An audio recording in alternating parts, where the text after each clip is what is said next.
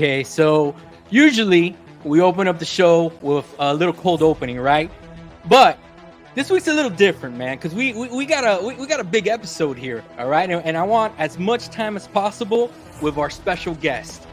So, in Lord Cognito fashion, okay, let's introduce our special guest, Kay, right off the bat, and let's get this started, okay? Introducing the host of the Iron Lords podcast on Sundays, co-host of Defining Duke with Maddie Plays, and one of the best voices in all podcasting, the one and only, the Tekken Master, the Yakuza Trailblazer, Lord Cognito joins us on Gamers Playground. K, what else you got to add to that? Oh, bro, I think you've said all that it is to say. I would say we walk on the shoulders of giants, and we have a giant with us today. He is known as the beefy one, but the only thing beefier than the pecs is his heart. Oh, welcome, you mean Lord Cognito? Lord Beefy here, the master of health is wealth right here. We got him live. Fantastic. Well done, Yo, well done, gentlemen. That was hilarious. First of all, the Cyberpunk beat was a whole vibe. So I was already in. I was already in. Yo, much love, a lot of fun. And it's good to be a guest and be introduced once in a while. No, much love, man. Really appreciate it. I always got much respect for you, brothers, and yeah, love to see what you're doing in this space, talking games and tech. I'm in the realm of the playground. I was told it was a safe space for console guys too, that come in. We're trying to unify this thing. We're trying to do no class system with gamers. We're going to talk gaming, and I'm excited, man. Love what you got on the docket. So yeah, let's get to it. Amazing, man. Thank you so much, Cog. Honestly, like I was telling you in the green room, anytime that anyone wants to join our show and dedicate their Monday evening to me and Kay Asante, we are so appreciative, especially everybody in the chat that's already there, our usual suspects. Thank you all so much, and thank you, Cog, for joining us. This is Gamers Playground episode 42. And we properly named this The Realm of Gamers. I wonder why, right? Okay. So a little on the nose there, but yeah. So tonight, guys, we're basically going to have a heck of a show. Our game plan is simple. We're going to cover a couple of topics, and then Cog, the rest of the show is going to be dedicated to asking you questions, man, because me and Kay Asante want to know your PC journey, man, because many of us, like myself, everyone that listens to the show knows that I jumped on the PC this generation. Wasn't a big fan of PC gaming before because of all the tropes and all the things you would hear about the drivers, about this, about that. And little by little, Kay Asante has helped me peel that onion. We're having handheld wars on a daily basis. Okay. All right. And it's the Raccoons versus a CCP. Who's going to win at the end? Okay. I think they're both winners, but that's just me. So without further ado, guys, let's get into our first topic so that we just get right into this thing, right? I don't know if you gentlemen saw this, but Asus is also moving into space, not only on the handhelds, but it looks like they want to kind of dip their toes for under the TV, right? So PC under the TV, that's basically what our first topic is going to cover. Did you guys over the weekend hear about the ROG NUC? Lord Cognito, you're our guest. I'll let you go. I'll let you have the first crack at this. Do you even know what this is? Have you heard about this? Have you seen anything at all with the ROG NUC? No, actually, I'm glad you brought it to my attention. Yeah, it's my first time really kind of getting familiar with the NUCs, and I understand kind of like the form factor and what I think the goal is, and try to get people into that space with a kind of compact, game changing as far as getting people the barrier of entry to not be intimidated by a PC. And I thought what they were doing here from a 1440p perspective was pretty solid.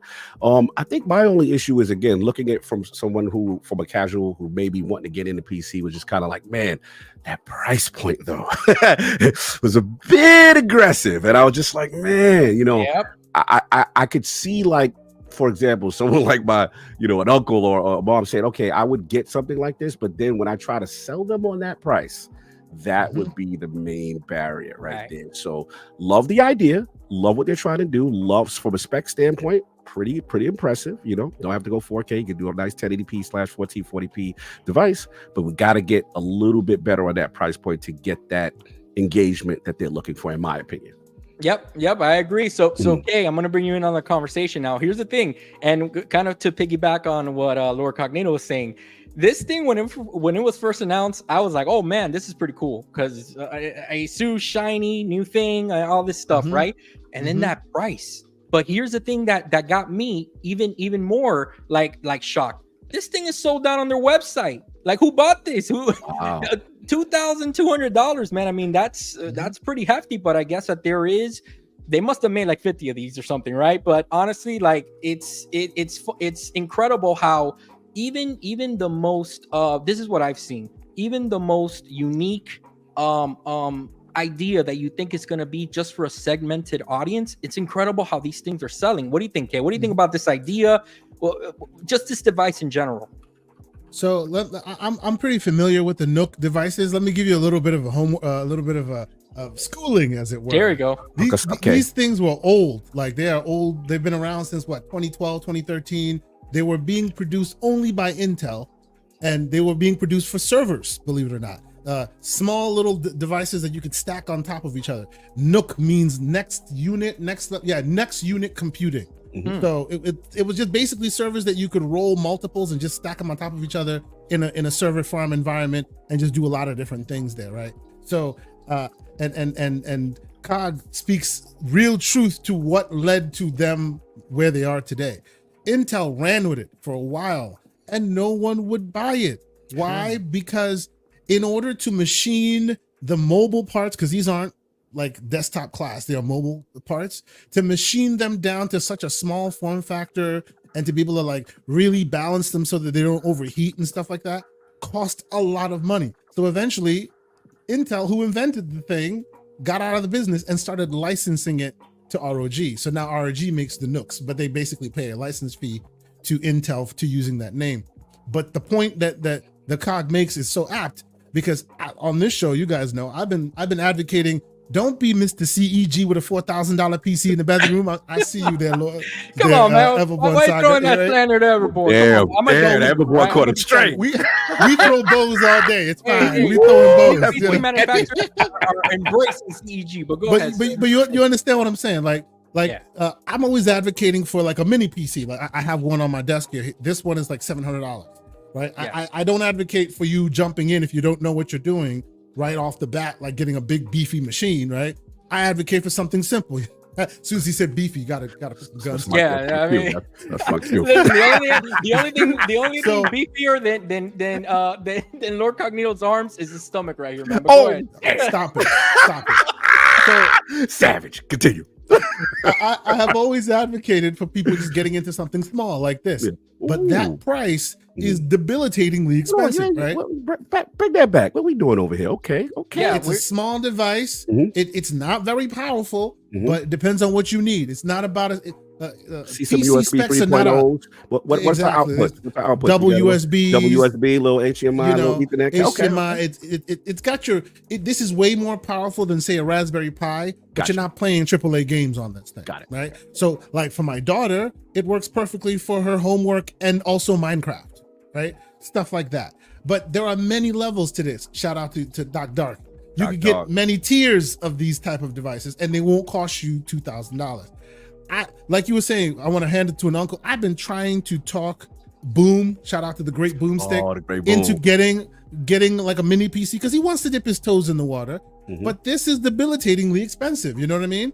And until we find an aggressive, like someone who can subsidize or find some way of bringing costs down, unfortunately, I don't think this is going to get us anywhere.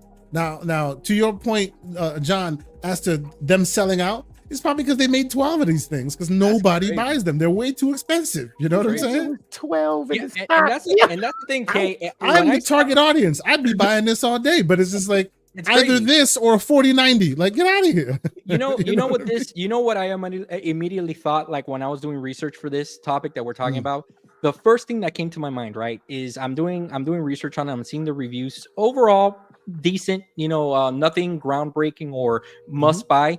But one of the things that stood out to me was that the price when I kind of was looking at this pricing, the first thing that came to my mind is, you know what will drive those prices down? Once Valve throws their hats in this race. Once they bring out a device that is for under the TV and they kind of standardize it, kind of like they did with the Steam Deck. I think this right here, exactly like the NUC box that you showed off, Kay, even that will drop in price, because what's going to happen is that, like, I believe that we may see the same thing like we saw with the Steam Deck, where Valve is going to push this forward to a way that manufacturers, they're going to follow, because they kind of set the standard there. And I kind of hope that they do, because this is a great idea. This right here, like my idea when the ROG Ally 1.0 came out, and Kay, we talked about it on the show, and we've talked about it to nauseum for the last year. I wanted a grown man Switch setup. So what I did was I bought the ROG Ally 1.0. I also bought the eGPU, and I would dock it, okay, to my TV, because I wanted a PC experience. And in my all living the room. while I was telling this man, don't do it. Yeah, he was. Don't do it. He was. I remember him and Evermore War on that one. Hey, but I got a good use out of it for a year. Now it's time to upgrade, because the ROG Ally Switch X coming up. Now, Cog had seen this in real life. Yes, this is the grown man Switch. It was amazing when you showed us at the crew. Yeah, very impressed. Hey, CCP, we mess around, but they do some good stuff. Okay, like seriously. So guys. No, hold on. Let me take the not issue, but let me push back on one part of what you're saying. Sure. Right? I agree with you that it will take a Valve to standardize this. Yeah. But one thing you must understand is, we'll give them slander because it's really expensive, but this is solid 1440p performance, right? Yeah. And how they're doing that is they're taking high-end mobile processors, mobile chips. So in other words, where you'd get a 4070 that has 16 gigs of VRAM, this 4070 will have 8 gigs of VRAM. It's cut down to do less heat consumption in order to fit it all in a small package, but it's still top tier spec. In order for Valve to do something like this, they'd have to roll a custom chip like they did with the deck, right? And it will not be as performant as this guy. Their key is to give that sweet spot where everyone can play. You're not playing Cyberpunk at 1440p resolution on a deck, on their equivalent, because that's not cost effective for them, right? They sense. Can't bring $2,000 down to 500. They can bring $700-800 down to 500. Yeah. But this is still $2,000 for a reason, right? So I agree with you that most likely Valve will come to the floor at some point with something interesting, but don't expect these specs when they do. It'll be good enough, and that's what they want. I see an interesting comment here that is from Survey, and this goes into the whole CEG thing, right? And that's PCs want to be consoles now. It's kind of the energy that this is screaming out, right? Because it's the form factor. It's like Asus is dying just for console gamers probably to hey, this thing is screaming, pay attention to us, right? Now the thing is that, to be fair though, they've always made this, just like big picture mode has always existed. Y'all just weren't paying attention. Right. There are devices in 2012 that look exactly like this. But that you are aware of, sir. That you are definitely aware of, and you are very keen. But we have to remember the intimidation factor for the casual of learning a lot of this stuff that you are very privy to. And I think that we have to be honest, from a aesthetically standpoint, what they're doing would appeal someone that says, okay, this looks very sleek and cool that I can put underneath the thing. So, but I get what you're saying. Yes. You're absolutely right, Kay. All this stuff exists. The plus on this, is it seems like, because a lot of the console gamers are now, I call consoles floaties. A lot of console gamers are now taking the floaties off and want to swim in the deeper waters, right? They're starting to see what see Yes, right?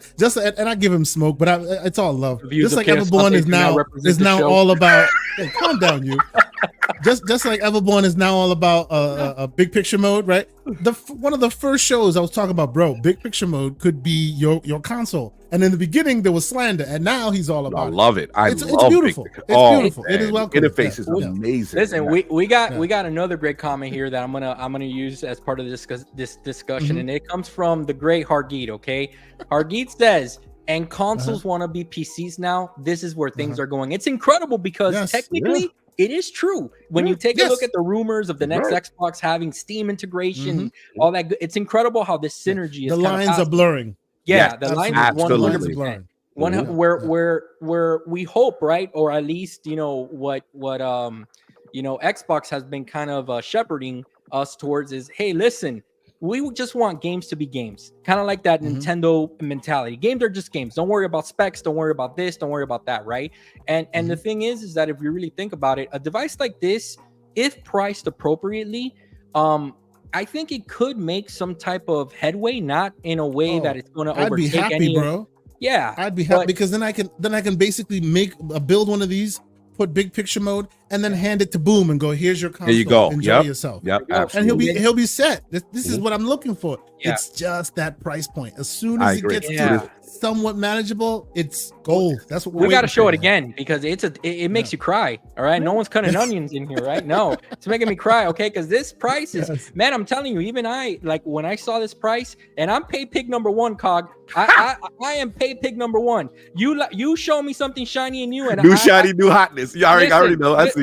Listen, this is the way that I watch all my game shows and all my announcements with my wallet in hand. Okay, I'm ready. I'm ready to drop it. Okay, you got it like that. You do that, bro. Don't let them stop. Don't let them save you. No. Don't get this twisted. I'm being called Ryan Seacrest, by the way, in the chat. Don't get it twisted. Okay, it's not that I don't. It's not that I have it. It's that I'm a fool. All right, and I always fall for the new hotness. Yeah, whatever the new integral step is, whatever that upgrade, I got all the time. Okay, and you show me a new Xbox and you tell me this thing's gonna be 8K 60. I'm gonna go and I'm gonna buy it. I'm gonna fall for it. Okay? And that's why I'm here going, brother. Calm down. Let's read the white papers.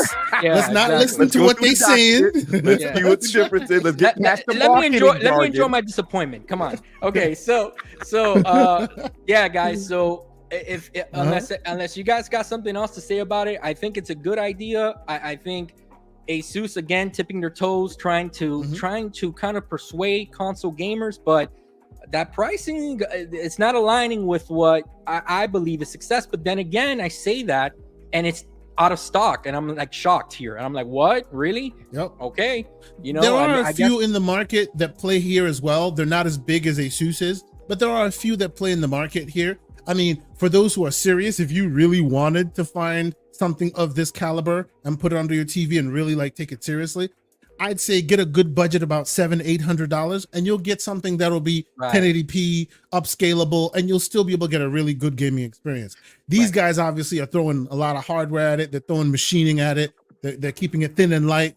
100%. And because of that, this is Asus. They're getting a markup. It is what it is. Yeah. And Damien D, just real fast to summarize for you, the ROG NUC comes in, as you can see, 2 different SKUs. It's basically, think about it like this. And Kay and Cog, chime in if I'm wrong here.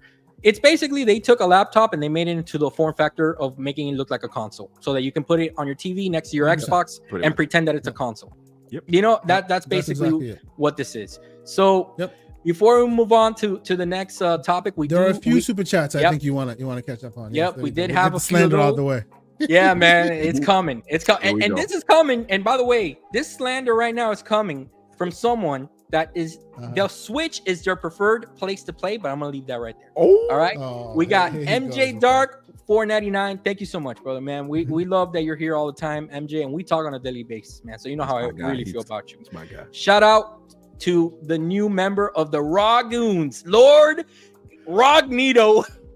Yes, that's cool. John, the ROG X is just BBL Drizzy upgrade. That means an A minor. ROG is not like a CCP. Come on, man. You cannot hit us with the Kendrick bars with the ROG, bro. You can't be doing that, man. You can't hit us with the A minor. Oh, man. First of all, I'm not hip enough to know what none of that means. Calm down, but it's deep cuts right there. Those are deep cuts. Very deep cuts. It sounds bad. All right. Okay, you want to get the next one, or you want me to get it? Absolutely. I could get the next one. Sure. Next one from the great slanderous one himself. Mr. Slow-Mo Backslap with a $2 super chat. What's going on, brother? He says the First Descent is getting numbers. Yeah. With the eyeball emoji. And I will be honest, I was playing that about 20 minutes ago. Yeah, how you like it? How you guys like it? I haven't gotten a chance to touch it yet. So since I'm speaking to Lord Destiny himself, It ain't Destiny 2, bro. Ooh, that's all like a case closed, slow-mo. Case closed. I was just saying. Look, it's fun. It's third person. We It's playable. fine, They bro. have some interesting ideas. They have interesting ideas, right? Like you can join other missions with others while they're in it. It brings the idea of squatting up real easy, even with randos. It's really, they have some interesting ideas, but the story is Destiny 2 light. Yeah, I heard the story. And the combat needs a little bit more. I mean, come on, like say what you will about Destiny. Some people love it, some people hate it, but Destiny combat is Halo combat, and that is beyond reproach. So listen, this is all I'm gonna say. Thank you, sir. I haven't played it yet. As soon as I saw that bunny costume, this came out. Oh, And I was ready already to out. go. And then Trails in the Sky, okay, which MJ Dark got me on. Great JRPG series, okay, the Trail series. I haven't stopped playing that thing. All right, and I've been wanting to play the first Descendant. It's just, and not even the eye candy has taken me away from the And Trail it's free to series. play. First Descent. It's free to play. No, So there you go. in fairness, like they're just getting out, they're just getting started. There's Yeah, that it's growth. gonna get better. From a foundational standpoint, from where they are right now, it's pretty impressive. Let's see where they go. My only slanderous thing back to slow-mo is I don't know if he saw they're doing a lot of copying of iconography, and they have been caught with their hand copying homework. So they just need to start working on original ideas now as they move forward. Even one of their characters is literally a rip from a Destiny 2. Hey, don't they say that impersonation is the greatest compliment or something like that? Am I saying that wrong? If you Is go that true, No, you're good. You're good. Listen, Latino heat here. I don't know how to. My English not too good. Okay, so no, you good. You're good. You're good. Okay, and we got the great Pixelbit G, Mr. The Gray Beards himself. Okay, we got $2. Thank you so much, man. Thanks for contributing to our show and watching. We calling it the Nook if you buck.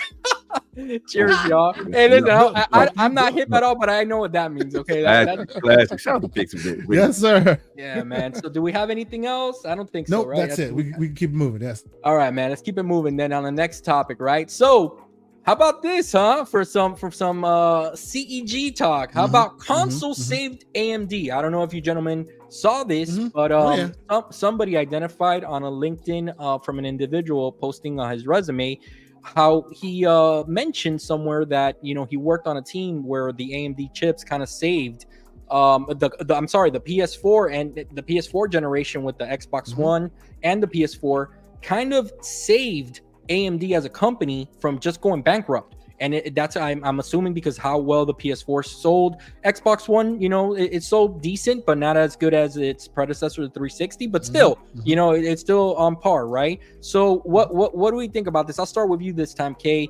What more do you know about this whole console saving AMD as a company, where they stand now?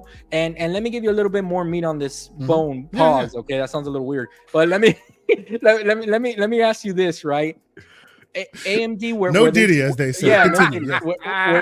Where they stand now as a company, that we know that they're manufacturing on the handheld PC market and all that good stuff. Where do you think that do you think that they're going to keep on the console space? Do you think that they're going to just move on from there? Give me your thoughts on AMD as a whole. Like, were they saved? Where are they? And where are they going? Yeah. So to be honest with you, like it is true. They were saved by PlayStation. And I remember this because we lived through this. Like at the time I was rolling AMD machines myself. Like at that time, nobody was looking at them, right? It was Intel or nothing. Intel inside. It was Pentium Pluses and Pentium everything, right? And actually it is the same story as Xbox, if you will, right? When you're behind, you have to innovate. And it took them a long time, but they innovated. Like I hated the Jaguar cores because they were reductive, right? They went from PS3, which frankly had a very powerful processor, and then they downgraded to Jaguar laptop cores, right? Which even at the time they came out were last gen, right? So people were giving them a lot of smoke, but say what you will, they saved that company because people bought that in droves. They were in a lot of consoles. Now, obviously the PS4 sold way more than the Xbox did, and true.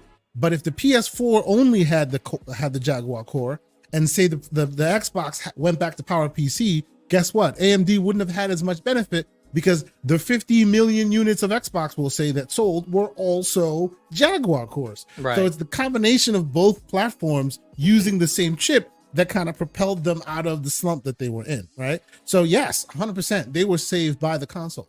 Now, as to what they're doing now, I think they're diversifying the portfolio. Like, I appreciate what they're doing. You know, we always joke, but like people talk about, oh, well, the CCP or the ROGL, like, guess what? They all have the same chip in it, and they are AMD chips, including the goat of all goats, which is the Steam Deck. Guess what it's got in it? An AMD chip. They are running away with this mobile SoC market right now, right? And lucky for them, NVIDIA is making this AI billions, so they're like, we don't care right now. And by the time they look over, you know, possibly the AI generation, like not fizzles, but stabilizes, and maybe NVIDIA wants to diversify, possibly AMD will already own this market because they own all local handheld right now. Like, it doesn't matter what you buy, you're buying an AMD in whatever clothing that they decide to give you a flavor of Asus or whichever company you go with, right? So that's right. My hope is that they take this part, and by they, I mean AMD, I hope they take this seriously,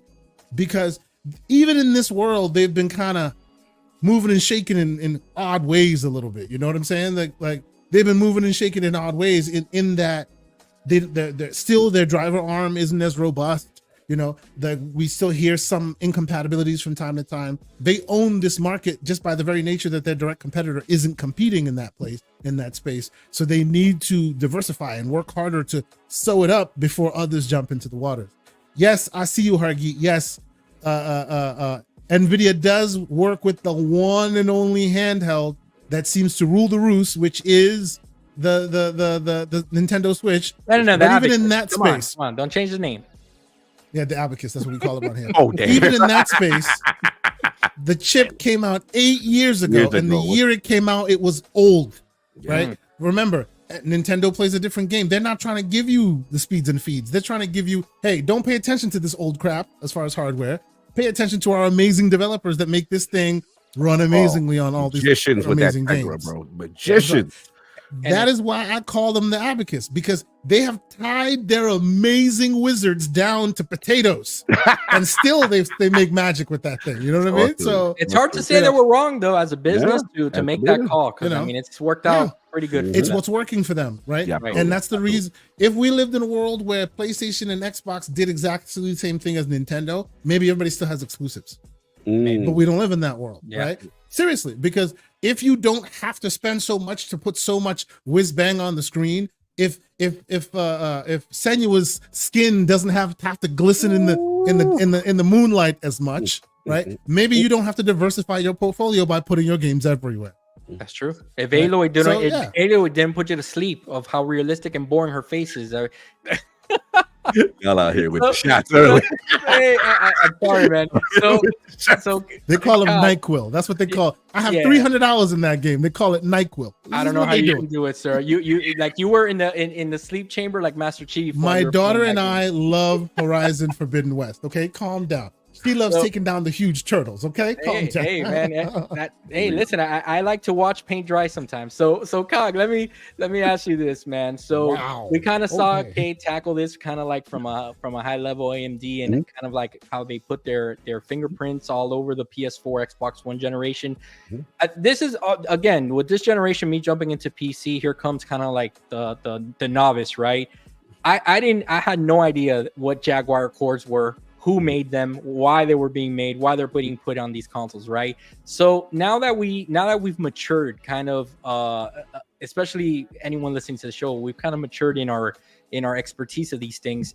Do you see AMD staying in the console game as long as possible? Because like from what I see, where I'm sitting at, right, NVIDIA has such a foothold on the GPU market, and now on AI and stuff like that.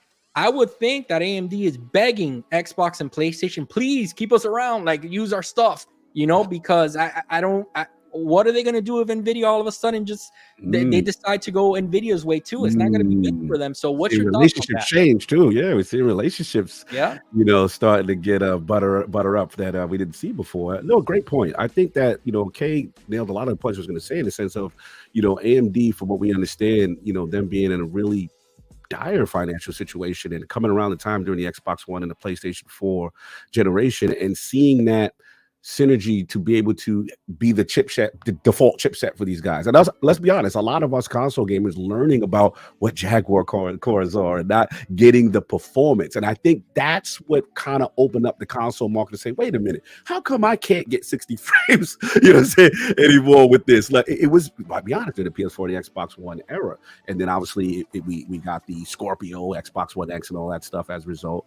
And AMD has kind of had their foothold on it. And it's been a synergistic relationship. Let's be honest, it's very, very beneficial, very for them. So what I even look at is, like you said, okay, with the handheld market, if you're getting a handheld, you're getting that AMD, that Z1 Extreme same chip in everything. Like that is kind of the well. Here we go. Asterisk. Well, owns. I must hold on. Let me put my glasses on. Well, I must be clear, sir. Actually, ECP time. What you're getting is a 7840U that is cut down, and to fool the emotional gamers, they call it extreme. That's what they're doing to you. We want to feel special, man. Come on, leave us alone, okay? but to your point, prior to that generation, right? It was always Intel, right? That's what you heard about, and so on and so forth. But to your question, John, look, it's going to be critical for them because there's so many factors on where next generation is going to go, especially with the integration of these these AI chipsets and things of that nature. The integration of Xbox thinking about potential mobile. You hear rumblings of ARM. You hear the NVIDIA relationship improving. We're seeing GeForce now. We're seeing things get much more cozier. So I think they may be a little nervous as to what direction the next generation does go, especially if the rumors are to be true of a 2026 potential jump out for a specific platform. We did see some leaked documents. Now Microsoft did at this point say, those are older plans. Things have changed, but you never know, right? You never know. So I think it's going to be critical for them to try to maintain those relationships, because if they do switch, they may be left out in the cold. But I want to shout out, I believe her name, Lisa Su, during her Dr. Sue, Dr. Sue, like they have really had a resurgence. And I agree. Really led them the right way. AMD is almost like the de facto now when you hear the consoles. But this is a great article. I love that you brought this up, because to the initial point, they owe the PlayStation 4. Those consoles sold, and then to case point, the Xbox One wasn't no slouch. It still was, whatever the 50 million, whatever the numbers they ended up behind PS4. But every number counts. Exactly. As a totality, those are AMD chipsets, right? And that is a beneficial thing to them. So we got to see how this thing's gonna go, man. But right. And just I'll chime in just a little bit on my thoughts. I just think that it's incredible, right? Because when we kind of see the landscape of gaming where it is today, we can't forget that ARM is kind of in the mix here also. So we see the Strix and all this stuff coming out, and a shout out to Everborn, who got himself a Copilot laptop the other day. He talked about it on GCP, and I was listening to him. Battery life is phenomenal on this thing. It just looks like it's just from all the reviews and all the information I've seen, it looks like it's lacking a little bit on the GPU side, which if they can figure this out, okay, that's going to be yet another challenger breathing down the neck of AMD. So I'm very interested to see. If I really knew what was going on behind the scenes, I would assume that AMD probably gives Microsoft and PlayStation and they even offered a Nintendo probably the best price that they could possibly get, 100%. Because they're trying to lock it down. Absolutely. So I think that what will happen, right, is that if the rumors are true, which we have no indication of knowing that they are, this is just me speculating. If the rumors are true, one of them out there, that Xbox decides to go ARM with their handheld, that can be the defining, that can maybe lead Sony to look at ARM and say, wait a minute, we may want to also shift, because it looks like, the what's going to happen over there. Is it more efficient? Is it cheaper? Is it, all these questions that arise with these things, right? So I think I do agree with what you said, Cog, that AMD, I think that they've done really good work, at least since I've been in this space of paying attention to them. Have they done enough to get my dollars and to make it my daily driver on my PC build, that I want to have the full ray tracing experience and all that? No, but then again, they have gotten a lot of my money on the handheld space because I love these PC handhelds.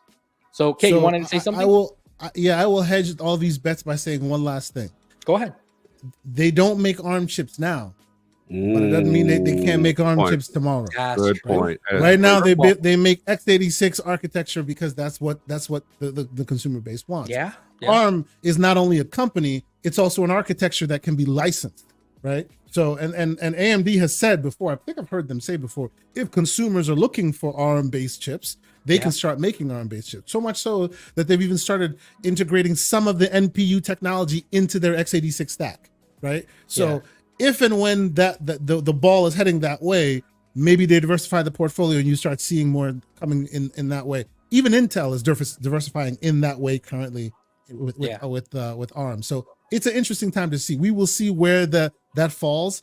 I'm still like not thinking. I still don't think that x86 is on its way out. I know some people definitely think it's too dominant, right? It's too dominant. Exactly. Yeah. It is literally in the bedrock of all things, in the bedrock of enterprise, in the bedrock, like an enterprise does everything in x86 land. Like it's in the bedrock, except for obviously AI that's now going the ARM route. But yes, it's so fundamental that I don't think we're going to see x86 go by the way of ARM, but maybe in the consumer space, possibly soon. We shall see. What I've seen, and this is the last thing we'll say and we'll move on. What I've seen from the ARM space, especially with my emulation devices, like the AYN Odin 2, fantastic for emulation, but you're playing older gen games.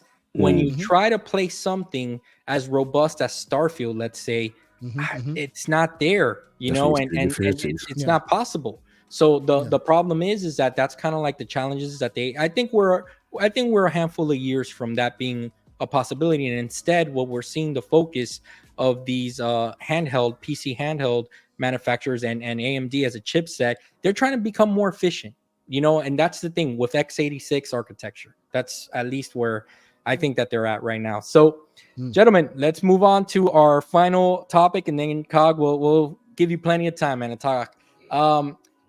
I call this peel them stickers. Okay, the FTC is finally making it, or trying to at least make it possible, so that when you get a device, like let's say your ROG Ally X on July 22nd, pre-order now. You he is spending them bucks, bro. What are we doing right now? You got that Republican game. There are no ads on the show. There are no ads. If he's getting paid, I don't know how he's getting paid. I like what you're doing, Cancer. Y'all got that bag. I like that Republican playground. Let me tell you, okay, the ROG playground. All right, so ROG playground. Continue, sir. My problem, Cog. He picks up the pom poms for free. Where's the check, bro? What are you doing? You like King like all last night. Where the check at, bro? We ain't saying that. Hey, listen, this is all I'm saying, okay? You gotta start somewhere. So you speaking it into existence. Do your thing. The FTC, FTC's fighting for us consumers here, okay? And what they're basically saying is, listen, if all these manufacturers that they like to play that little game, okay, which I understand is a business that they're going to do. They're going to try to protect themselves and their assets and make sure that nobody's messing around with the inside of the device and then want to return it and get something new or whatever the case may be. But at the same time, it is so ridiculous to me that you buy a device, let's say the ROG Ally X for $800, right, when it comes out. And it has a little sticker on the back with the screw that you need to get to if you want to put an SSD, a bigger SSD, and you have voided the warranty. I'm not saying that the ROG Ally X has that, but devices in the past have had that. Well, the FTC, according to this article, and it's linked, and it's going to be linked in the description for you guys. They've sent over basically warnings to 8 different companies saying, you guys got to cut this out because it's ridiculous. And I 100% agree with it because, again, I'm a tinkerer, right? Like I'm a tinkerer at heart, and I like to try to fix something if it's broken before I go and I buy a new one. That's first of all. Or secondly, I want to upgrade my stuff sometimes, right? Or you want to mod it, or you want to do what you can with it. And I understand that there's a fine line there, right? And Cog, I'll start with you. I don't know if you've ever ran into an issue. Forget about video game stuff. Let's just think about your cable box, your modem, anything else that you have bought where you try to do something and they tell you, oh, you voided your warranty because of a sticker. A sticker? Are you kidding me right now? So, Kyle, what do you think about this? I don't know if you had a chance to read it. Mhm. Do you think this is a good thing? Do you think that this is gonna go nowhere? What do you think, brother? I like the spirit of it. I'll be honest. For a person like me, and obviously we talked to Ally earlier. I was the one to perform, one of the surgeries on my Ally when I first got it. Like I got that thing. I wanted additional storage. The 512, I did not feel was sufficient, especially with the type of games I'd be downloading for native Game Pass. Now, in their case, they didn't have that, barrier, so to speak. When I got to the SSD, you unplug the screws and everything, and I was able to, remove that thing, no problem. But, Kay knows we're from the day of you used to seeing that sticker, and it was a very bold warning. If you do this, you void warranty.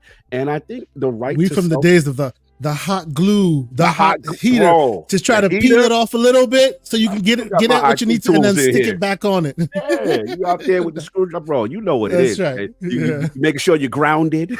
Yep. You got your wrist strap. What about the SNES little sticker with Mario with a screwdriver running around? You know what I'm saying? It's like, and it told you if you open this, you're done, son. You're done. And I'm like, come on, man. Yeah, and it would put the fear in you that okay, you're at risk at this point. If anything goes wrong at this point, there's no manufacturer warranty anymore. You are on your own. So I like the idea of it because, again, what we consider it like the spirit of self-repair and things of that nature. And let's be honest, a lot of times it's people wanting to mess with their proprietary things and deal with them specifically and kind of thing. So I like it. And then from a waste standpoint, sometimes people don't have that technical savvy to be able to do this thing. So in their mind, it's a dead product or whatever it is that they can't repair. The thing gets thrown out. So I do like the spirit of it. I'm curious to see how far it goes, as far as the actual passing and the enforcement of it.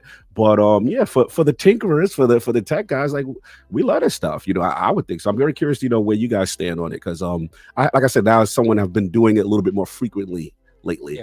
I do like the idea of it. Yeah. So, okay, I'm gonna pass the ball to you now. Tell me what you think about this, but from like a different perspective, because I know you, man, and I know you have probably opened up every piece of hardware you have ever owned, okay, at one time, or at least been tempted to, right?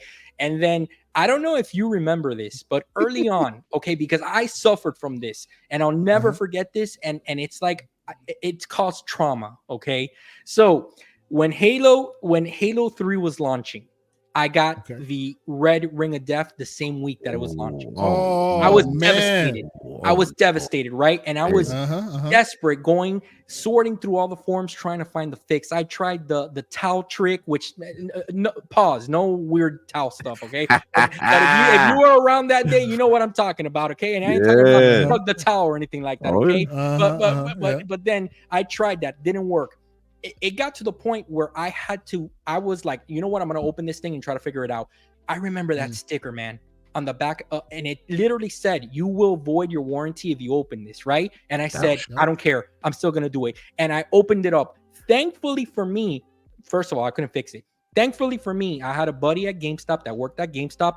And he, let's just say, didn't see that the sticker was peeled, and he accepted the trade-in. The statute of limitations better be over on you, man. Good, right? It's good. It's good. We got the bag for that. It was listen, it's all good. Ball together when you're good. And I upgraded. I got a new 360 and everything, and I was perfectly fine. That one got a red ring like 2 years later, but that's a different story. But okay, my point in the story, right, is that have you ever been in a situation where you have voided a warranty? And the reason I ask, you must, because how many things have you opened up, man? I can imagine, like, you probably opened up your calculator in high school. So okay, if you watch my airing on the greatest podcast ever, the Iron Lords podcast, you will know that my gaming my career as tech started with the OG Xbox One. Right. Ooh. And for a time, educationally, I would crack that thing open and do some things with that thing. Things with it. And at that time, I was not as well off, we'll just say, as I am today. So there have been many mishaps where you open that thing up, you touch the wrong slot, and there goes $300 flying out of the window. And you're just like, that happened to me at least twice. Now, the thing that really, like what you're talking about, like what you had to void your warranty that stressed you out. So I had a MacBook Pro some time ago, right? And my first real Mac at the time. I was part of the zombies, the Apple zombies. Oh my God. So I bought a MacBook Pro, unibody design, you know, the whole thing. And then sometime later, I accidentally spilled water on it, on the keyboard. Yes. Yikes. And just for them to open it to tell me what the problem was, that I was already telling them what the Talk about the hustle. It was going to cost at least $300. And then they would then repair it for me at however the cost is. Now, this was like, I had to do some surgery. I did surgery on this thing. Oh my God, this is the height of my powers. I don't think I'll ever recreate this situation again. There's a website called iFixit where they have parts and also literal instructions on how to do repairs. This was considered intermediate to difficult. It took me 7 hours and like thousands of teeny tiny MacBook Pro pieces all over my desk. But I literally, because the keyboard is a unibody design, it's attached to the entire laptop. So I had to crack that thing open, pieces everywhere, put it back together again, repaired my Mac. And then later I sold it for a damn good price and nobody ever knows. Oh, wow. You sold someone a wet one, literally. Yes. No, it actually was working. But that was the best. That was the most, like, I like, my grade started that day. Oh, wow. You, I can imagine. It was ooh. Bro. But yes. So that's what that is. Now, about this story. Yeah. I equate this story, and on this show we also like to do pro tips. I'll kind of add a pro tip here as well. I equate this story to who I call, and those in the chat who are PC heads know what I'm talking about. I'm talking about the Gamers Jesus is what we call him. Gamers Jesus, Steve from Gamers Nexus, the man who has taken his company. If you don't know who Gamers Nexus is, look it up, put it in Google, put it into YouTube. Gamers Nexus. They're out there doing the Lord's work, as it were. That's true. Always keeping boot to neck on these companies who are not in your best interest. They're Chaos Dante approved. Let's just put it. Their latest victim was Asus. Actually, no, it was Zotac after that. Yeah, they're coming Asus. for Zotac next. Yes. Yeah, rightfully but so, basically, you know? yes, they go out and they do the Lord's work. They hunt the people down. And I don't mean that like physically. They actually spend time doing the research, finding all the ill deeds, talking to the large community of the wrongdoing happening behind the scenes, and they shed a light on it. They've done so with Asus's bad warranty practices. They're now doing that with Zotac. I believe that his voice, and he's even said it on his show many times, that he speaks to a lot of advocates and a lot of advocacy groups and watchdog groups, including people at the FTC.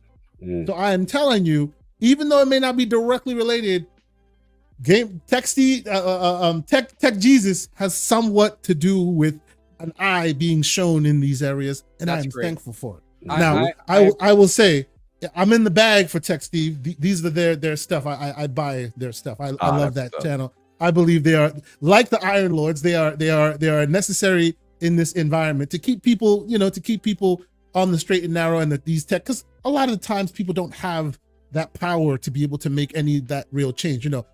Like on July 22nd, when the man gets his ROG LIX and it doesn't work, he's gonna be sitting there crying like an emotional gamer. But it's fine. Can you believe that this man is going against me in the Silicon Lottery, and he wishes that I just want to see you cry. Failure rate. Are you? I wish this thing's gonna have. At this point, I just want to see the man cry on Front Street. That's what I want. Man. He wishing pain on you, brother. He wishing pain on you. I'm just kidding. Tell me how you really feel. Tell me how you really feel. No. Absolutely not. I'm just joking. But in general, this is a great. I'm not. I definitely am. In general, like, this is a great look, and I think that we shouldn't all have to be technologists to understand the ins and outs of all of these intricacies, but it's good to have some of these watchdog groups paying attention and seeing that these things are not acceptable. And this is table stakes. There are so many avenues, so many like other egregious things that if you use tech like I do, it's just par for the course. I've said this when this whole ROG thing started, this whole Asus conversation started. I said this to John some time ago. I'm standing here looking at basically 3 of the same identical motherboards because I bought a warranty on my PC, right? when I got it, it's all together. And then Asus, in their infinite wisdom, decided to release a firmware that would brick the motherboard. Right. And the first time I thought, oh yeah, I just lost a silicon lottery, no big deal. And then they replaced it with the same motherboard, which no problem. Second one also burnt out. Third one also, all because they released the same firmware. This man wants me to go through his pain. Why are you wishing that upon me, man? I want you to put the pom-poms down because some of them don't deserve it. No, that's what I'm saying. I'm hyped. But anyway, these are the things. Take my joy away. These are the things that you don't have any ability to do anything about except to go, oh yeah, I'm not buying from them anymore. And then Gigabyte gets you, and then Zotac gets you, and then that's the point, right? So these things are very necessary, and all I hope is that we see more in this run. Yeah, I agree. The stickers are low-hanging fruit. What is your firmware doing? If your firmware is not doing what it's supposed to be doing and it's bricking devices to force people to upgrade, that's a problem. And unfortunately for us, our governmental bodies tend to be older than us, so they don't know what these things actually do. But as more eyes are shown in this direction, maybe it gives them more visibility into saying, hey man, this isn't right. So I think this is amazing. This is great. I agree with mostly what you said, except for the ROG slander. But okay, the thing that I will say is, I think you're 100% right when you say, like, for example, I can collaborate your story with a Best Buy tech told me while I was choosing my parts for my upgrade that I did recently on my PC.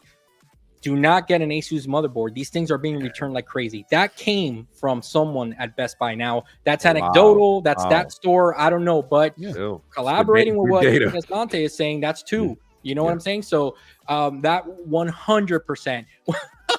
Yo, he's stupid. hey, listen. That was ill right there. Listen, I'll put it to you like this. If the ROG Ally X comes out and this thing has a faulty then we'll understand. We'll be there. Hey, we're gonna deserve the slander. I'm gonna deserve. We'll deserve the smoke at that point. 100%. So look, but let me be clear, John Wolf, real quick. Let me be clear. I'm not hating that you bought it. I'm not hating that you bought it.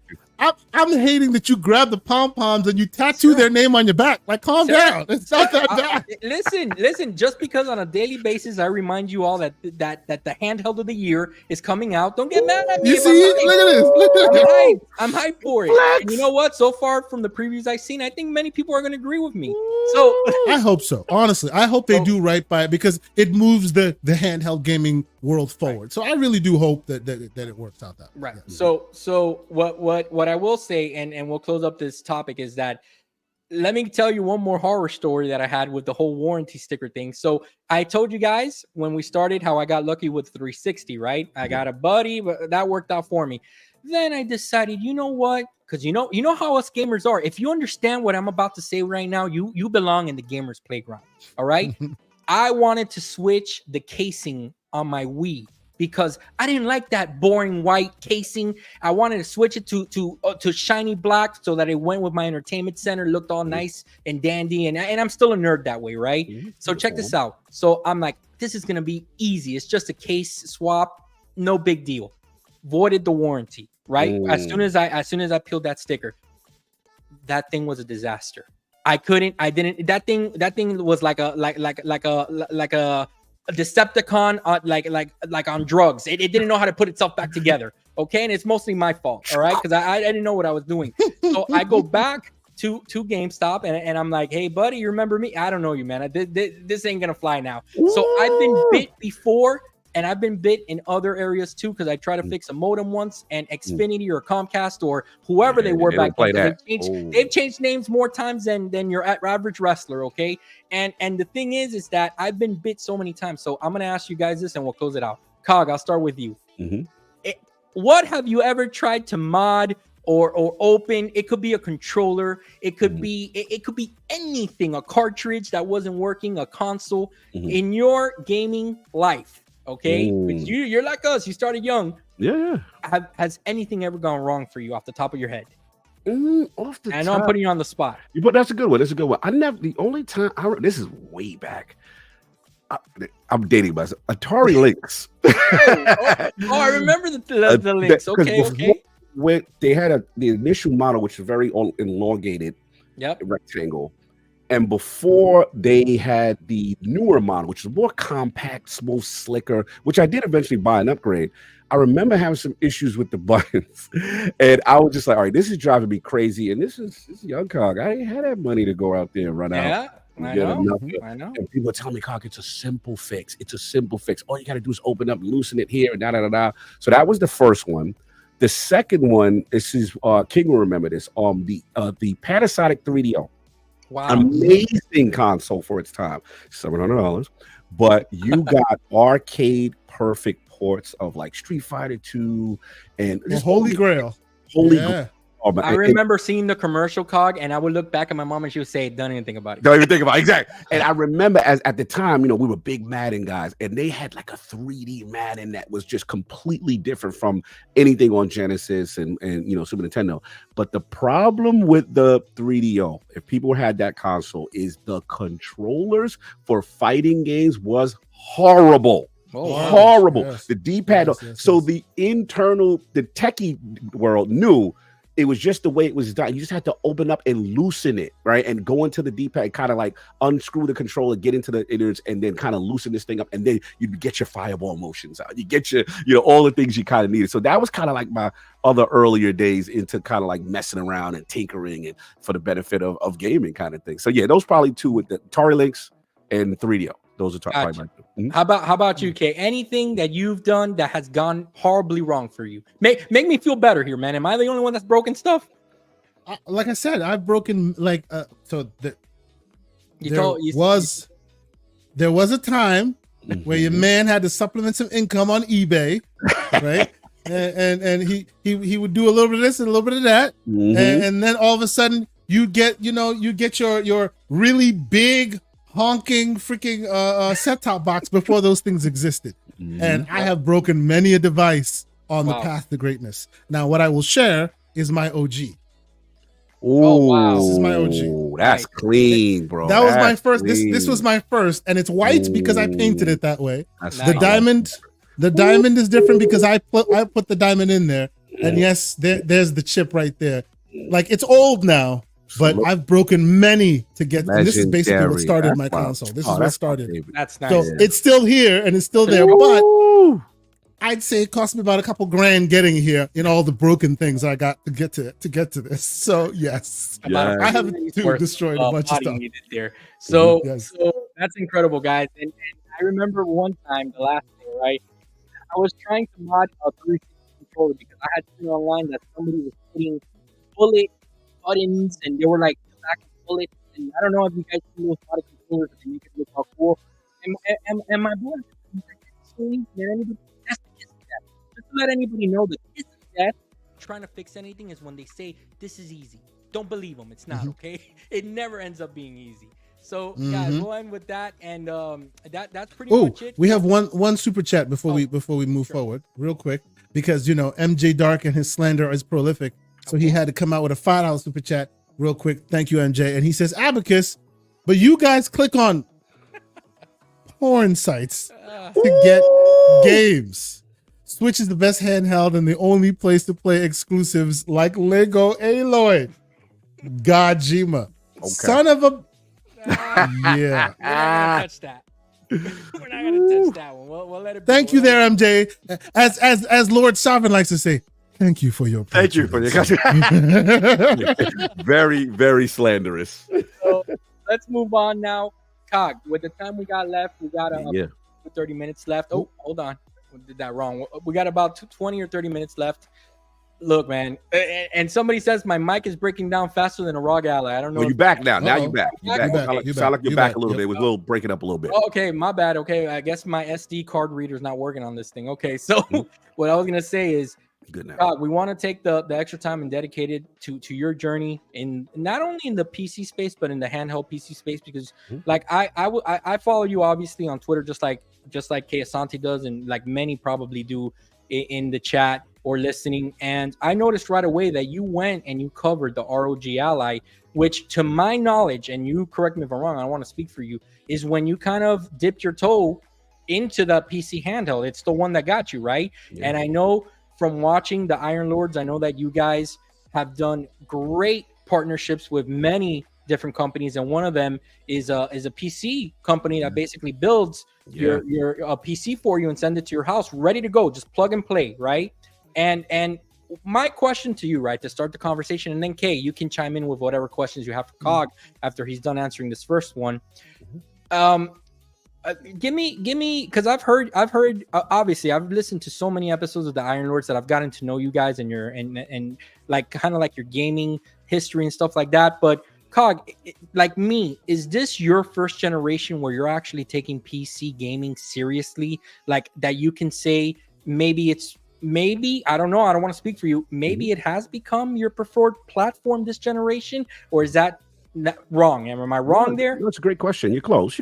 No, basically, for me, first of all, thank you for the shout out on the Ally thing. It was funny because, and obviously the NZXT partnership, because on the first front, I remember seeing the advertisement for it and being able to cover it. I'm like, man, I've never really covered a PC or mobile, handheld. So it was kind of exciting, and I'm just like, and at the time, King was supposed to come with me on that one, but he couldn't make it. So it was even more intimidating because now I'm doing this all by myself. And I'm in the room with giants in the PC space. And I'm like, you know what? I'm going to approach this different. I'm going to approach this from the casual perspective of a guy who's just jumping in there and wants to learn about this space. And I was pretty impressed. Especially, like I said, that we talked about the native, Game Pass, be able to download that, and some of the things that I think would appeal to a casual gamer looking to get into the space, because we all know the Steam Deck is amazing. We're not going to take anything away from the Steam Deck and the UI and the interface, but for us Windows guys, the guys who wanted more storefronts, we were like, man, this is exciting. And it seems like gaming might be going towards that future of maybe multiple storefronts on devices, but especially Game Pass. Exactly. That was a big one. So that was the first thing. Then to your second point, as far as NZXT, again, it was very surprising because, as you know, the Lords for the most part talk outside of Sav, who's exclusively at this point primarily a PC gamer. We primarily talk about consoles. So to get approached by them and say, hey, you guys be yourself, be natural. We don't want anything extra. But we felt the relationship work because we started to see the synergy between PC gaming and console gaming, and console gamers being a bit frustrated, being a little upset. They're not getting the performance that they thought that they paid for, they were used to. Now, to your next question, for me, it's my flirtation started around 2017, I believe. And I got to thank Ibantis because, this is now the height of content creation. Iron Lords is starting to pick up a bit. We're doing the Last Word podcast, Destiny. Destiny now releases their PC version of the platform. Now, mind you, I'm ignorant. I'm on Xbox. I'm like, and then I'm saying to myself, Xbox One X. Bro, Scorpio's coming. All my problems with 60 frames is going to be alleviated. We're going to get that 4K, that HDR. And to my disappointment, that review and the frames were not bumped. I was remaining at 30. And Ibantis was like, hey, man, like, you need to check this out over here. And I'll be honest with you, Kay, I knew in my heart that if I booted that thing and I got it, it was going to be over for me with playing Destiny on console. I knew it, so I avoided him like the plague. So eventually what ends up happening is a couple months later, I'm like, look, I can't be doing an Iron Lord podcast off a laptop. This is ridiculous. Like, you need to step up your setup. You need to get a rig. If you're going to take podcasting seriously, we need to do this correctly. So I'm looking in the ring, and my man, he's like, bro, I got you. We're going to work within your parameters. He's my KSAT. He's like, bro, this is what we're going to do. Don't worry. And we're messing with some custom builds. We're getting it together. And he's like, oh, by the way, free copy of Destiny 2 with the NDPC build. Yeah. Snuck it right in. Wow. Bro, I threw that thing on and I saw plus 60 frames on Destiny for the first time. And I had to make a public announcement to my clan on Xbox. I love you, but I am not coming back. Until consoles can do this at minimum 60, you will see me in 3 to 4 years. Bro, I got slander. Rest in peace. He said, how could you? I was like, okay. I said, two you ignorant guys, see what I'm doing over here? I don't want to hear anything y'all talk about. And I took the stones. I got pelted. They shame. And I didn't care. I was over there when he bought. Shout out to Mikey Barra at the time, who was playing. That was when Destiny was on BattleNet, I believe, still, because they were still over there on PC, and he had his clans going. I'm telling you, anybody, I'll tell you this, Mikey Barr is a hardcore gamer. So he put me on to a lot of things, and we were playing, and bro, it was amazing. And I remember crossplay wasn't introduced yet, right? Crossplay wasn't introduced. And this is how hardcore I did. This is what I knew. That's a big deal. What you did. Bro, I restarted my Destiny career from scratch again because it was so amazing. That's the dedication I put into this thing. Yeah, good point, John. No cross progression, no cross play. Like that. That's where I was. So anyway, long story short, obviously when the series consoles were announced, you're finally caught up. It's about time. You know what I'm saying? And I'm like, all right, I may entertain seeing you guys. Let me wait for the specs. And then obviously, speaking of things around with the crew, they did say that. And then cross progression and cross save really helped me kind of synergize and go back and forth. But yeah, that was the moment. Destiny, we all have that game and that thing. And then it just opened up my world, man. I was just like, wow, look at all these things I'm missing out. Look at all this software, these Steam games, all these titles I missed out. I was a big XCOM guy. I got versions of XCOM I never even knew existed. Did you go through that honeymoon phase like I did, where all of a sudden the games that you were building your Steam library, like I still remember my first one, Batman Arkham Knight. Yeah, I was like, this is a free remaster that I have, right? And it wasn't free because I paid and the PC, but I was like, this is incredible. And I've been waiting, I've been begging these guys to bring it out on Xbox remastered. It's been here all along. It's incredible. I'm sure it was incredible. Absolutely. So many, again, titles that I missed out on, and just things that were very PC specific. And a person who likes a little bit of turn-based and RTS, like there's so much here. It was just a plethora of riches. So yeah, I was just in that zone and just playing older stuff. Oh wow, let's see how this runs. Let's see how this looks. Right? It's a euphoric feeling, and you get into it. And then obviously this for me now, obviously I went back to console, yes, with the series consoles. But to your point, John, the Ally and devices like the Steam Deck really now let me continue that love as a person who travels so much like me, to be able to, to continue those experiences and play at high fidelities and stuff like that. So yeah, that was pretty much what did it for me. Yeah, and I'll throw it over to you now, Kate. But the last thing is, like, I've seen even pictures when you're going to travel to PAX or the places that you've been with the crew. I've seen you carry around the Series S with that, with the up. Is it Up Spec? Is that the name of it? X Screen. The X Screen. And I see. I've seen you dedicated. Hey, I'm gonna take this thing, my little Xbox laptop with me here. So I can just imagine how excited you must be for the possibility of an Xbox portable. But Kay, go ahead. Any questions you may have for I actually will continue down your line of thinking, sir. People have heard me expound on, and let's not get it twisted, ladies and gentlemen. Lord Cognito is a technologist in his own right. The man speaks the normal talk, but he has lived in those corporate boardrooms like we all do. The man knows what he's about. So I will ask you, sir.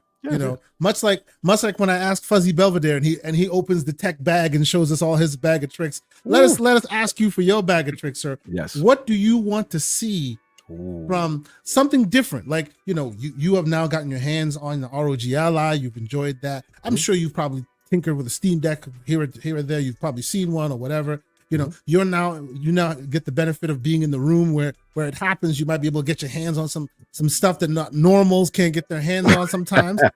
What do you, if they are listening right now, what is it that you want to see? What device? What's the culmination? Because as a man who champions the health as well, you don't spend all the time lifting the weights and then forget leg day. You know what I'm saying? Like, I can't forget leg day. You need a balance, right? You need a balance of specs as well as uniformity and all of that. What is it, the ideal thing in your head that you're like, okay, if you get this right, now you got me? Look, I mean, it's a great question, because I think for me, I'm just so excited about where things are going. Obviously, our console brethren are struggling right now with the idea of exclusivity, and we call them troglodytes, but continue. Oh, that was good. Look, and I get it.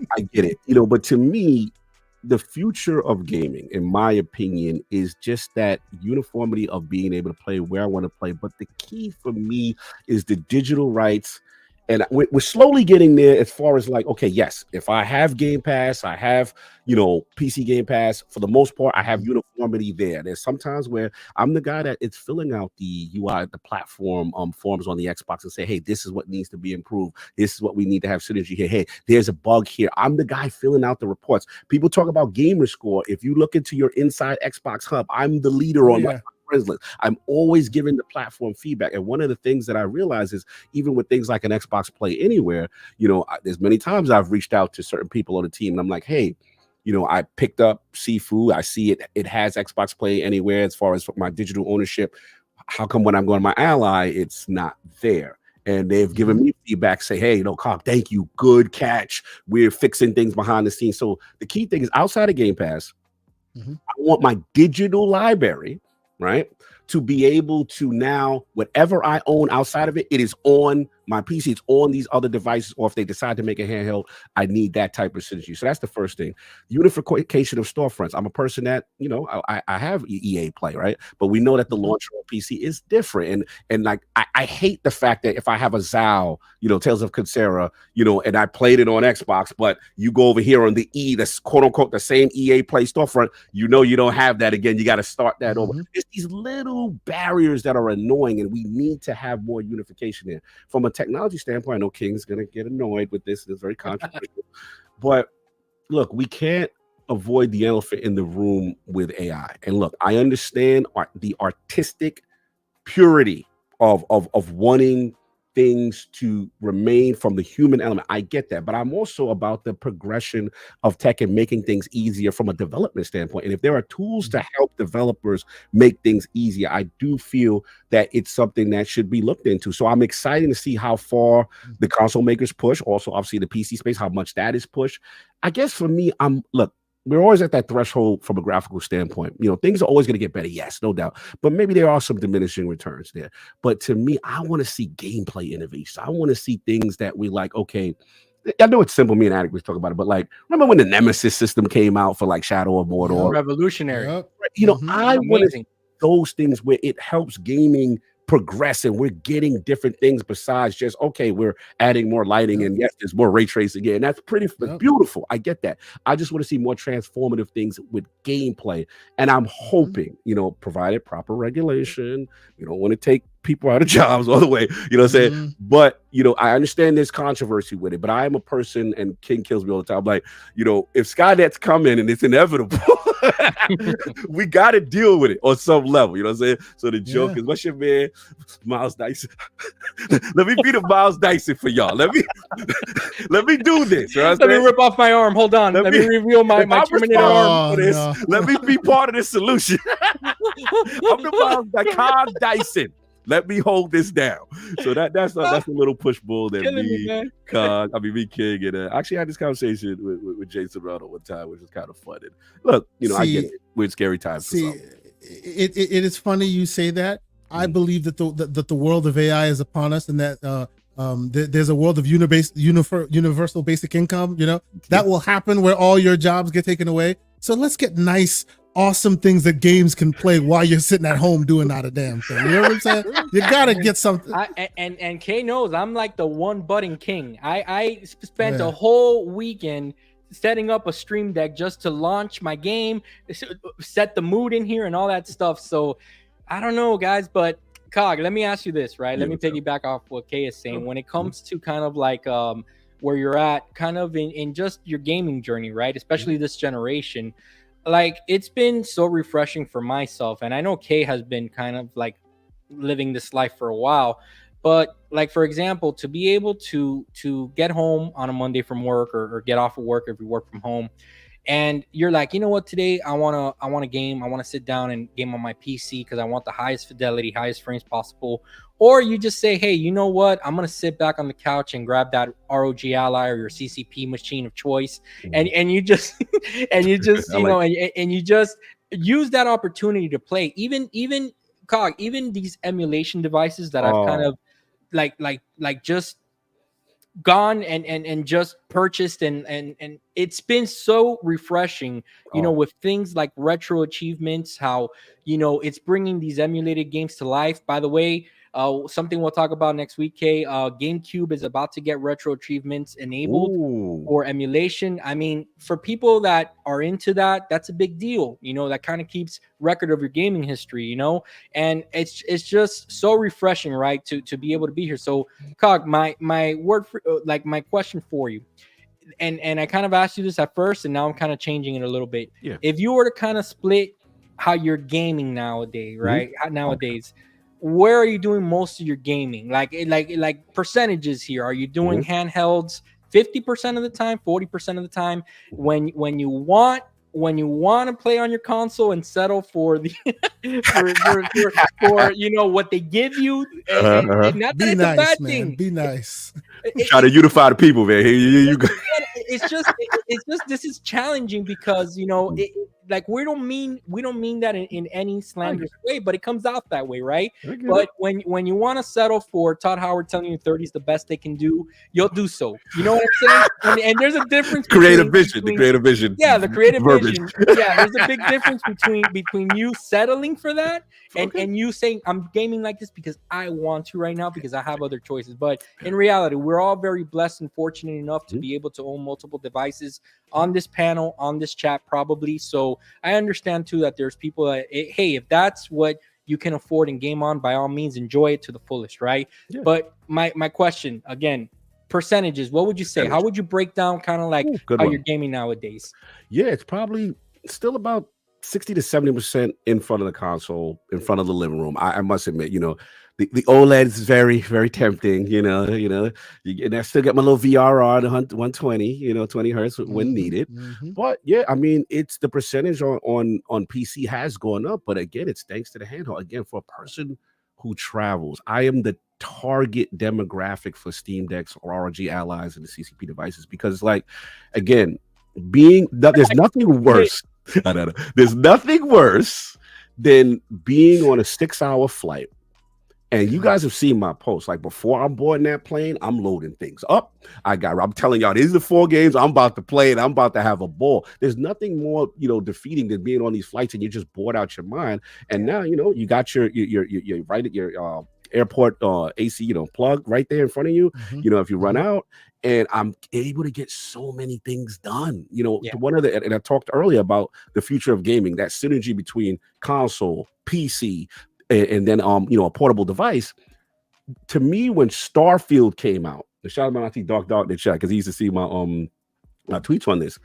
There was something refreshing about going from the bedroom on a Series S when I'm winding down, getting some things done, getting some quests done. If I'm playing on a big boy, the big TV living room, okay, fine. I can still continue right then and there, the synergy. But the dope thing is right before I leave, load up the Ally, boom, Starfield right there, loading my cloud save, continuing exactly where I'm at. Where you left off. Boom, get on the plane. Now go to the hotel. Had the Series S, pull that out, hook that bad boy up, get a little Wi-Fi, boom, continue again. It's the nonstop synergy. That to me is the future of game. It doesn't matter where I'm playing it. And then, oh, by the way, let's say I didn't want to bring the Series S. I want to bring Little Man with the up screen. Boom, I got my laptop. Maybe it's a little 3070 or whatever's going on. Boom, open up the laptop. I'm right there and there. I tell you the truth. Actually, when I was in the hospital recovering, I had King bring my laptop. This was like a year ago. And bro, I was getting Starfield, Ghostwire, all my gamepad. I was getting stuff done. And with my laptop, all he did, I said, bring my laptop, bring my controller, my adapter, and I'm good to go. I can still game, and I'm getting achievements. I'm getting all the things. Like I'm not missing a beat. It's magical. And me and Kay always try to have, like, we always try to lead with that we're living in like a really special time because, like, think about put yourself in your shoes when you were small again. The best you could do is Game Boy Advance, probably when you were lying up or getting on a flight, right? So it's really incredible where you are. Kay, if you have any questions for Cog, I don't know if you want to. Oh no, yeah, absolutely. Last question I have for you, and we're gonna get out of here soon enough. As John was talking about, and by the way, before I even get to my question, I wholeheartedly agree with you. That has been the holy grail for gaming in my life for a long time. Having a device or having a setup, I will say, that will go with you wherever you choose to go, and it is native You know, because we don't live in a world where cloud can follow us. We just don't. Still We mind just blowing don't, to me sometimes, right? Kay. Still mind blowing. Yes, and to be able to pick it up and you have your cloud saves follow you, and you have this native device, that native, and it's all good, and it's chef's kiss, right? And that's the reason why when everybody's very much stuck to a console or to a PC, I'm like, I'm just a gamer. Whatever scenario I find myself in that can continue my gaming forward is what I want to continue, right? So I'm not beholden to any PC, I'm not beholden to any console, I'm not beholden to any handheld. I traverse them as long as they get me to where I need to go, which is my game, and preferably the same account, the same stuff. You know, there's some growing pains there. Like right now, as a guy who has many handhelds, on Xbox, for example, their store gives you like a limit of how many handhelds or consoles you can have. You hit that level, and now all of a sudden you have to be online to play their game, because there's no longer there's. And I spoke to Jason Ronald and a few others about that. We got to fix that, because if we live in a world where handhelds are available, you're gonna have a lot of devices, and you can't expect, you know. So they got offline console limitation. I know what you mean. They gotta foresee those things, especially with all these devices. Like they gotta say, hey, you know what? There's gonna be people trying multiple devices, etc. Exactly. So I do believe there's room to grow there, but we are like we've been saying, we are at the precipice of greatness. There's so much happening there. Now, for one, I will say, you know, I believe, and I always, and people on this show know, I believe that in the world we live in, as good as it is, if you want to own it, you better rip it or find some way of putting it on your hard drive, because they will get up one morning and decide, and by they, pick your poison. I don't care what you mean. It could be Steam, it could be anybody. They can get up one morning and go, button pressed, and now all of a sudden you don't have access to any of your stuff. That just happens, right? And I live in a world where I have been able to indoctrinate my children with the gloriousness that is Sonic, with the amazingness of OG Nintendo games and all of this. They get to play it like I played it, because it's still there in almost its entirety, right? Right. So I guess to the point now where I will say I have every console known to man, and every console I have plays other consoles, because you got to do it that way. How we do it? I see what we're doing. So as a proud member of the Ragoons, as you are, sir, yes. I must ask you, how have you dipped your toes in the emulation waters? How do you feel about emulation? Now, us on this show here do not condone the disclaimer, right? Of any games. There's the disclaimer. Blah blah blah. But after the generation has left you by and they refuse to give you a way of accessing your material, you better find a way to get it. Play responsibly. That's where we are with that. Good point. No, yeah. What are you the drink? Well, so what do you think? How's your experience been with emulation? Is that something you dip your toes into? I know myself and King are overdue for a powwow in that department. Yes. What do you think, sir? I actually learned from King. King and Solve. Those are the two that kind of really like, hey, man, you need to get over here and see what your device can do and start to emulate. But I also want to backtrack a little bit. I do want to shout out Series S. Dev mode. Oh yeah. Very powerful. Very powerful. Beast. Yes. And the thing is, you know, I know there were some changes in people a couple of years back, and then there's some recent updates in the emulation community in demo, and they've really been taking strides. I highly recommend you guys. MVG just put out a video maybe yesterday. And yes, please check that out. And they at least all the way up to the 360 era. You know, you can get pretty much everything at the highest resolutions, and you made a great point, Kate. I'm able to play both GOWs on one system. I'm just saying. Hey, you doing it as the console said you can do in that mode.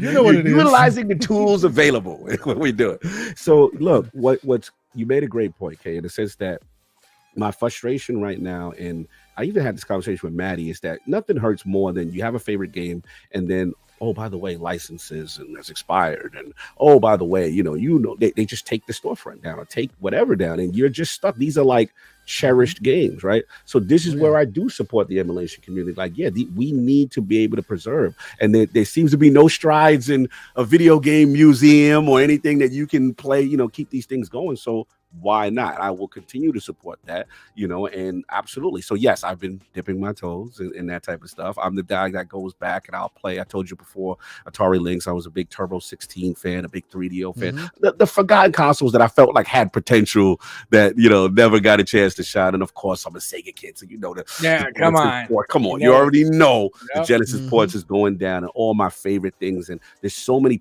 what it is. You realize there's so many pockets that you missed out on as a kid, whether it be financial or whatever, that you're like, wow, there's a version of this that I didn't even realize that. So yes, I have dipped into my toes in the many devices. Let me piggyback. Let me piggyback off Kay and ask you this last one, and we'll get out of here. Yeah. Have you looked up or explored any of the many emulation devices that, like the AYN Odin 2, the Anbernix of the world, and stuff like that? Have you been tempted to take a bite of that apple? I thank the great Lord Sovereign for that. The Rexroid Pocket. Yes. Also, I want to shout out his brother, Kaibatsu. Those two of the kings. They are the ones that really got me into the scene. And nice. Again, the origins kind of remind me of the old days. The statute of limitations are up, but the old days where, back when certain things, you would be able to have a console modded by certain individuals in the area. So we have origins, the lords, of being able to explore access to these. Yeah, but you were playing demos. That's what you were doing. I was playing demos. That's all. That's all you were doing. You were just trying out the game. That's what we going. That's how we gonna call it. That's what we're doing. We're just demoing these things, okay? No doubt. But Cog, thank you so much, man. We're coming up on an hour 30. We don't like to go longer than that on these shows. First of all, this is just the intro.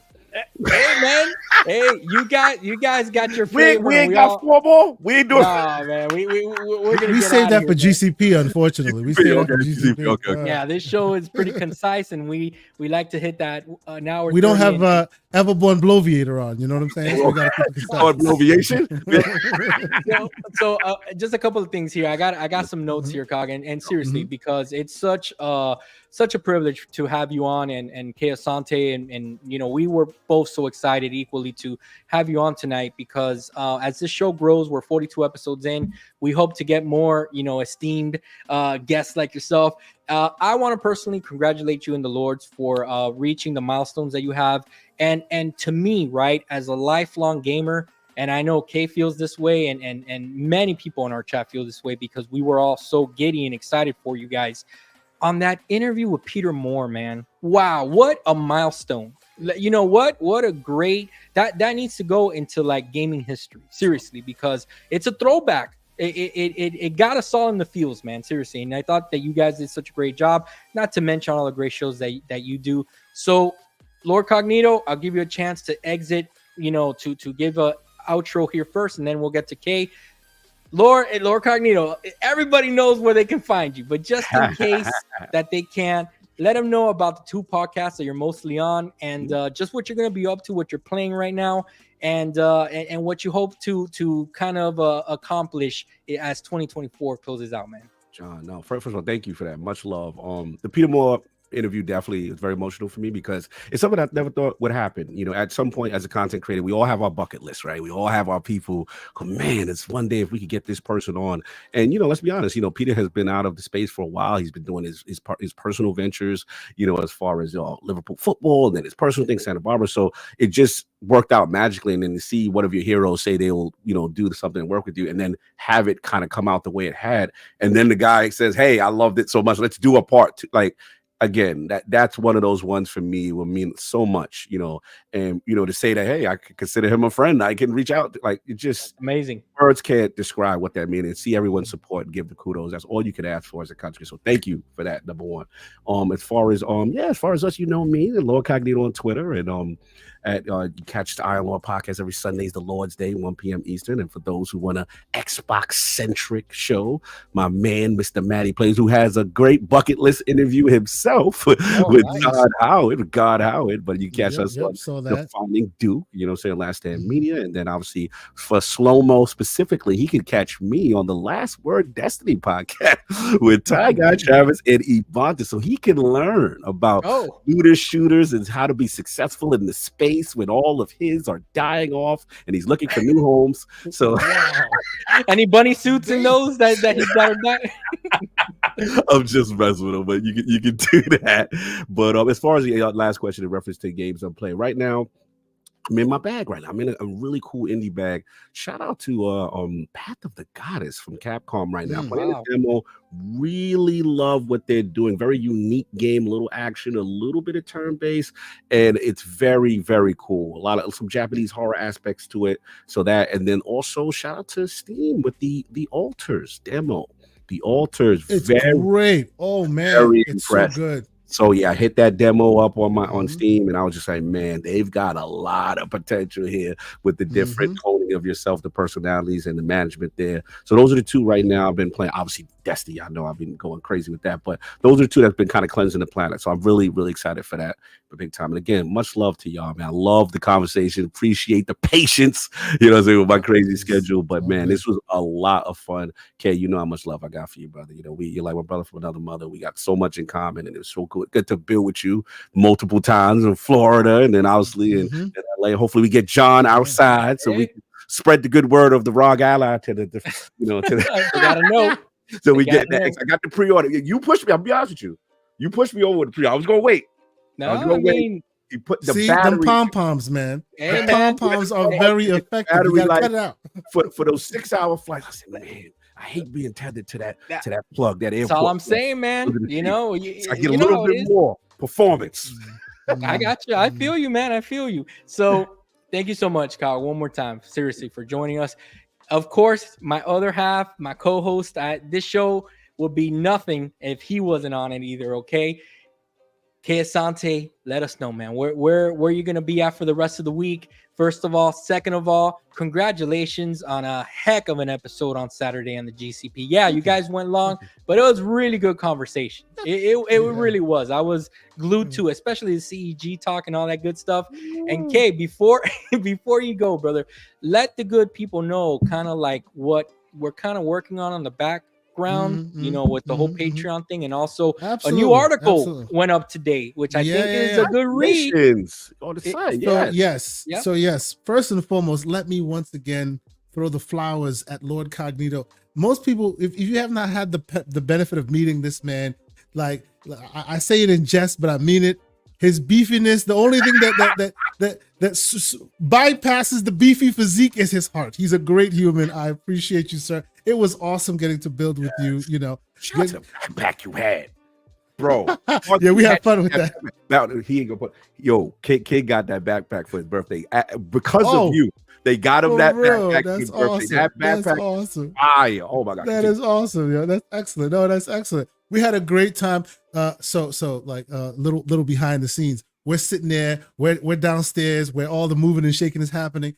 And Lord Cognito, a man among men, is shaking like a leaf. Why? Because his hero, Sam Lake, is right over there. Whoa. He's right over. We had such fun. It was so good.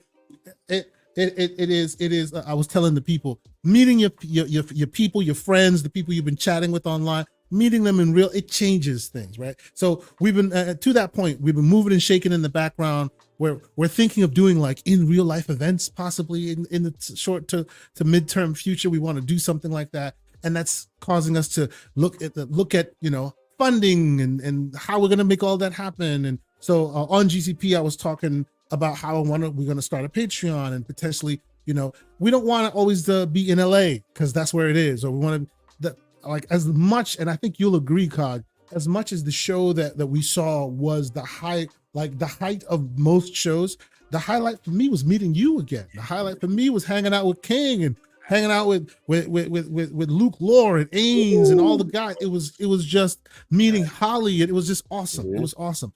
And we want to bring that to more places. And it doesn't have to be LA, right? It could be New York because the brothers are in the house, or it could be in Chicago, or it could be in Philly, or it could be anywhere we find ourselves. So we're kind of in the background working to head in that direction. So y'all are going to hear more about that. We're kind of, you know, working it out a little bit here and there. Also, because I say we stand on the shoulders of giants, I am not joking. These guys are inspirations. They do it the right way. They do it in always the best ways possible. And as such, they inspire us. We started a little thing called the GamingCircle.com. I love it. Let me go check This this out. is a little thing. It's not too crazy. Right now, it's just a small little WordPress site. And I've been working with the great community members. The blog section, we got some articles up.